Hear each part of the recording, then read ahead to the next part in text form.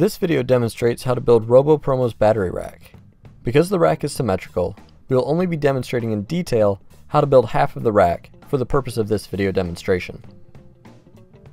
Start from the bottom and work your way up. Take these brackets and attach them to the long tube with the 1.5 inch quarter 20 bolts, and then secure them down with some lock nuts. Now take this bracket and attach to the long tube here with the 1.25 inch bolts, and fasten them with lock nuts as well.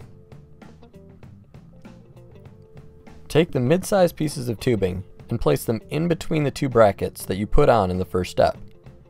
Drop the 2-inch bolts through the holes, but don't fasten them on yet.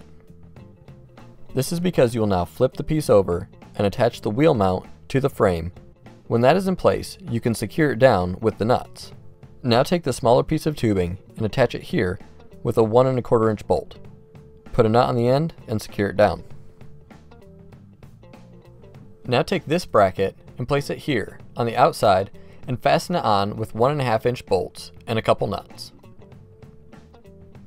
Attach this supporting piece of tubing using the brackets and 1.5 inch bolts.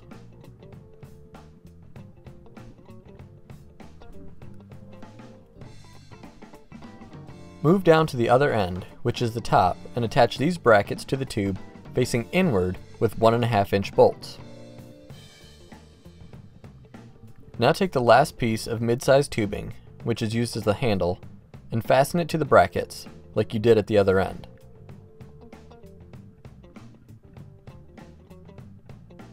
Repeat the entire process for the other side and attach it to what you've built already. Then attach the second wheel just as you did before. Attach the other side back at the top and tighten it down. The final step is attaching the shelves. Slide a 1.5 inch bolt through each of the holes and attach them on with nuts. Repeat that with all the shelves, and the construction of the battery rack is complete.